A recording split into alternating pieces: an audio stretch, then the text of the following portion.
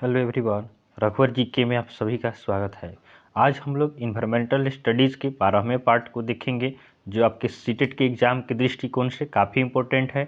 इसके बाद एक पार्ट और आएगा और हम इस टॉपिक को कंप्लीट कर लेंगे। तो आप वीडियो को अंत तक देखें और वीडियो पसंद है तो चैनल को सब्सक्राइब जरूर करें। इसके बाद हम नेक्स्ट टॉपिक को स्टार्ट करेंगे। तो चलिए आज का क्लास हम स्टार्ट करते हैं। हमारा पहला प्रश्न है, अपशिष्ट उत्पादों को खाने वाले जीवों को कहा जाता है। अपशिष्ट उत्पादों को खाने वाले जीवों को कहा जाता है। ऑप्शन ए है मांस भक्षी, ऑप्शन बी है रसायन भक्षी, ऑप्शन सी है मृतक भक्षी, ऑप्शन डी है इनमें से कोई नहीं। तो आपका अपशिष्ट उत्पादों को खाने वाले जीवों को मृतक भक्षी कहा जाता है। ऑप्शन सी हमारा सही उत्तर होगा। अगला प्रश्न है, 16 घास स्थल कहाँ स्थित है। 16 घास स्थल कहाँ पाए जाते हैं। ऑप्शन ए है पूर्वी घाट, ऑप्शन बी है पश्चिमी घाट, ऑप्शन सी है हिमालय, ऑप्शन डी इनमें से कोई नहीं। तो 16 घास स्थल आपका पश्चिमी घाट में पाए जाते हैं। ऑप्शन बी हमारा सही उत्तर होगा। नेक्स्ट क्वेश्चन को देखते हैं। हमारा अगला प्रश्न है, ओजोन परत का अधिकतम ह्रास निम्न में से किस पर हुआ है। ओजोन परत का अधिकतम ह्रास निम्न में से किस पर हुआ है। ऑप्शन ए है दक्षिणी ध्रुव, ऑप्शन बी है उत्तरी ध्रुव, ऑप्शन सी है भूमध्य रेखा, ऑप्शन डी है इनमें से कोई नहीं। तो हमारा सही उत्तर हो जाएगा ऑप्शन ए दक्षिणी ध्रुव। तो ओजोन परत का अधिकतम ह्रास आपका दक्षिणी ध्रुव में हुआ है। अगला प्रश्न है, रेड डाटा बुक किससे संबंधित है। रेड डाटा बुक किससे संबंधित है। ऑप्शन ए है नदियों के प्रदूषण, ऑप्शन बी है विलुप्त होते जीवों से, ऑप्शन सी है वायु प्रदूषण, ऑप्शन डी है इनमें से कोई नहीं। तो आपका रेड डाटा बुक का संबंध आपका विलुप्त होते जीवों से है। तो ऑप्शन बी हमारा सही उत्तर होगा। नेक्स्ट क्वेश्चन को देखते हैं। हारा ग्रह किसे कहा जाता है। हारा ग्रह किसे कहा जाता है। ऑप्शन ए है पृथ्वी, ऑप्शन बी है शुक्र, ऑप्शन सी है अरुण, ऑप्शन डी है वरुण।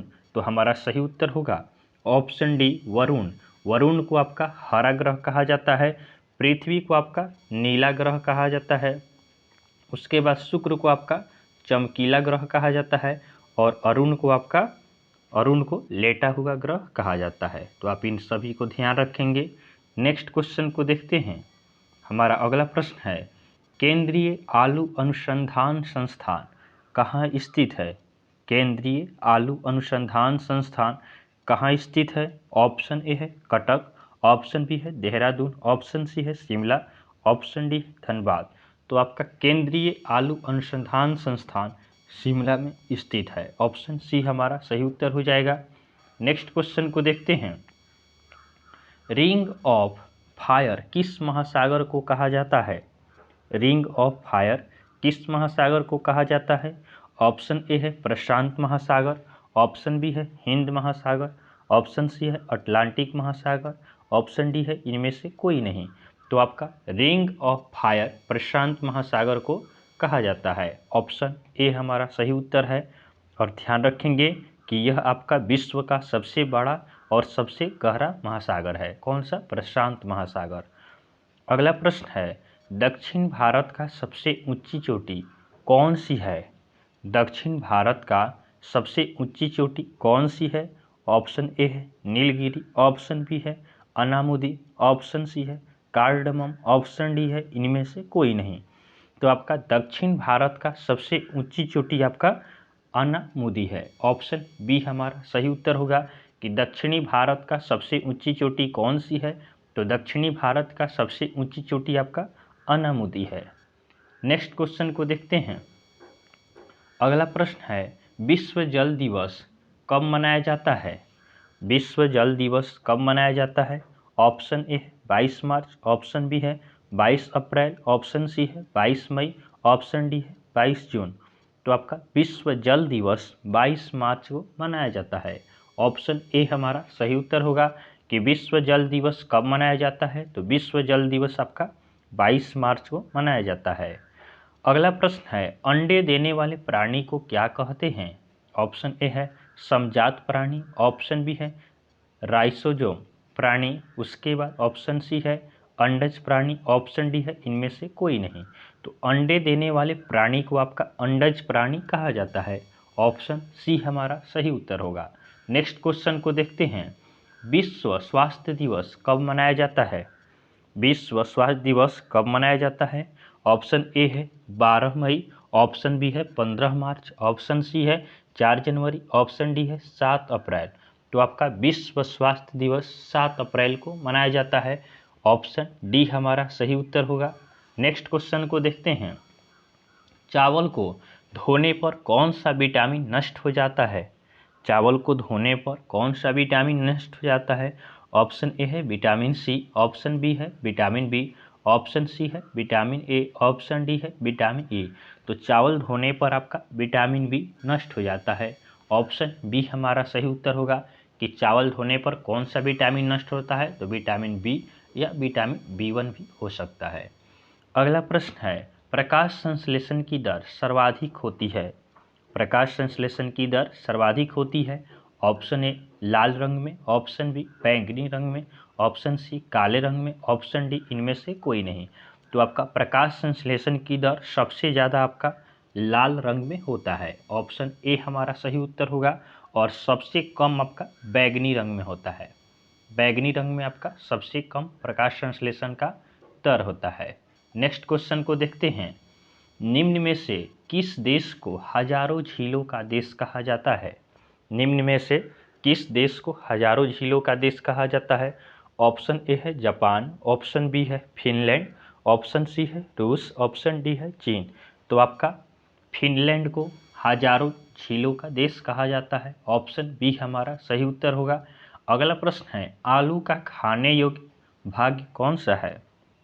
आलू का खाने योग्य भाग कौन सा है? ऑप्शन ए है जड़, ऑप्शन बी है पत्ती, ऑप्शन सी है तना, ऑप्शन डी है इनमें से कोई नहीं। तो आपका आलू का खाने योग्य भाग आपका तना है। ऑप्शन सी हमारा सही उत्तर होगा। नेक्स्ट क्वेश्चन को देखते हैं। पाचन के बाद कार्बोहाइड्रेट किस में परिवर्तित हो जाता है? पाचन के बाद कार्बोहाइड्रेट किस में परिवर्तित हो जाता है? ऑप्शन ए है ग्लूकोज, ऑप्शन बी है ग्लाइकोजन, ऑप्शन सी है फ्रक्टोज, ऑप्शन डी है इनमें से कोई नहीं। तो पाचन के बाद कार्बोहाइड्रेट आपका ग्लाइकोजन में परिवर्तित हो जाता है। ऑप्शन बी हमारा सही उत्तर है। नेक्स्ट क्वेश्चन को देखते हैं। इनमें से कौन सी फसल अक्टूबर नवंबर में बोई जाती है और अप्रैल में काटी जाती है? इनमें से कौन सा फसल अक्टूबर नवंबर में बोई जाती है और अप्रैल में काटी जाती है? ऑप्शन ए है धान, ऑप्शन बी है कॉफ़ी, ऑप्शन सी है गेहूं, ऑप्शन डी है इनमें से कोई नहीं। तो हमारा सही उत्तर होगा ऑप्शन सी गेहूं। गेहूं आपका अक्टूबर नवंबर में बोई जाती है और अप्रैल में काटी जाती है। इसे आपका रबी फसल भी कहा जाता है। नेक्स्ट क्वेश्चन को देखते हैं। रेशम पालन क्या कहलाता है? रेशम पालन क्या कहलाता है? ऑप्शन ए है पीसी कल्चर, ऑप्शन बी है सेरीकल्चर, ऑप्शन सी है एपी कल्चर, ऑप्शन डी है इनमें से कोई नहीं। तो रेशम पालन को आपका सेरीकल्चर कहा जाता है। ऑप्शन बी हमारा सही उत्तर होगा कि रेशम पालन क्या कहलाता है, तो रेशम पालन आपका सेरीकल्चर कहलाता है। पीसी कल्चर किसको कहते हैं, तो पीसी कल्चर आपका मत्स्य पालन को कहा जाता है। मत्स्य पालन को पीसी कल्चर कहते हैं। और एपी कल्चर आपका मधुमक्खी पालन कहलाता है। तो आप इन सभी को ध्यान रखेंगे। अगला प्रश्न है, किस विटामिन को हार्मोन भी कहा जाता है? किस विटामिन को हार्मोन भी कहा जाता है? ऑप्शन ए है विटामिन सी, ऑप्शन बी है विटामिन बी, ऑप्शन सी है विटामिन ए, ऑप्शन डी है विटामिन डी। तो आपका हमारा सही उत्तर हो जाएगा option D vitamin D. Vitamin D को आपका हार्मोन भी कहा जाता है। नेक्स्ट क्वेश्चन को देखते हैं। हमारा अगला प्रश्न है, प्राकृतिक रबड़ को मजबूत तथा अस्थायित्व प्रदान करने के लिए उसमें क्या मिलाया जाता है? प्राकृतिक रबड़ को मजबूत तथा अस्थायित्व प्रदान करने के लिए उसमें क्या मिलाया जाता है? ऑप्शन ए है सल्फर, ऑप्शन बी है कार्बन, ऑप्शन सी है फास्फोरस, ऑप्शन डी है इनमें से कोई नहीं। तो प्राकृतिक रबड़ को मजबूत तथा अस्थायित्व प्रदान करने के लिए उसमें सल्फर मिलाया जाता है। ऑप्शन ए हमारा सही उत्तर होगा। अगला प्रश्न है, प्याज लहसुन में गंध किस तत्व की उपस्थिति के कारण होता है? प्याज लहसुन में गंध किस तत्व की उपस्थिति के कारण होता है? ऑप्शन ए है मैग्नीशियम, ऑप्शन बी है सोडियम, ऑप्शन सी है सल्फर, ऑप्शन डी है इनमें से कोई नहीं। तो हमारा सही उत्तर हो जाएगा ऑप्शन सी सल्फर। तो प्याज लहसुन में गंध किस तत्व की उपस्थिति के कारण होता है? तो सल्फर की उपस्थिति के कारण होता है। नेक्स्ट क्वेश्चन को देखते हैं। जीभ का कौन सा भाग मीठा स्वाद अनुभव कराता है? जीभ का कौन सा भाग मीठा स्वाद अनुभव कराता है? ऑप्शन ए है अग्रभाग, ऑप्शन बी है मध्य भाग, ऑप्शन सी है पश्च भाग, ऑप्शन डी है इनमें से कोई नहीं। तो जीभ का आपका अग्रभाग मीठा स्वाद अनुभव कराता है। तो ऑप्शन ए हमारा सही उत्तर हो जाएगा। जीभ का जो आपका अगला भाग होता है वह आपका मीठा स्वाद अनुभव कराता है। उसके बाद आपका जो पश्च भाग होता है वह आपका तीता स्वाद अनुभव कराता है, और जो आपका साइड का भाग होता है वह आपका खट्टे स्वाद का अनुभव कराता है। नेक्स्ट क्वेश्चन को देखते हैं। हमारा अगला प्रश्न है, विश्व मानवाधिकार दिवस कब मनाया जाता है? विश्व मानवाधिकार दिवस कब मनाया जाता है? ऑप्शन ए है 6 जुलाई, ऑप्शन बी है 10 जनवरी, ऑप्शन सी है 10 दिसंबर, ऑप्शन डी है 15 मार्च। तो हमारा सही उत्तर होगा ऑप्शन सी 10 दिसंबर। तो विश्व मानवाधिकार दिवस 10 दिसंबर को मनाया जाता है। अगला प्रश्न है, जनसंख्या का महाविभाजक वर्ष किसे कहा जाता है? जनसंख्या का महाविभाजक वर्ष किसे कहा जाता है? ऑप्शन ए है 1931, ऑप्शन बी है 1872, ऑप्शन सी है 1921, ऑप्शन डी है 1951। तो हमारा सही उत्तर होगा ऑप्शन सी 1921। 1921 को आपका जनसंख्या का महाविभाजक वर्ष कहा जाता है। इस दौरान क्या होता है, 1921 के जनगणना में आपका जनसंख्या कम हो जाता है, इसलिए इसको जनसंख्या महाविभाजक वर्ष कहा जाता है। आज का हमारा लास्ट क्वेश्चन है, मानव शरीर में कितनी जोड़ी पसलियाँ होती है? मानव शरीर में कितनी जोड़ी पसलियाँ होती है? ऑप्शन ए है 22 जोड़ी, ऑप्शन बी है 24 जोड़ी, ऑप्शन सी है 14 जोड़ी, ऑप्शन डी है 12 जोड़ी। तो मानव शरीर में आपका 12 जोड़ी पसलियाँ होती है। अगर जोड़ी न दिया रहे तो मानव शरीर में कितना पसलियाँ होता है? 24। तो आप इसे ध्यान रखेंगे। तो इस तरह हमने पर्यावरण अध्ययन अर्थात इन्वायरमेंटल स्टडीज़ के 12वें पार्ट को आज कंप्लीट किया है। इसका एक वीडियो और आएगा, उसके बाद हम नेक्स्ट टॉपिक को स्टार्ट करेंगे। तो आपको वीडियो पसंद आया हो तो आप वीडियो को लाइक करें, चैनल को सब्सक्राइब करें तथा अपने फ्रेंड के साथ इसे ज़रूर शेयर करें।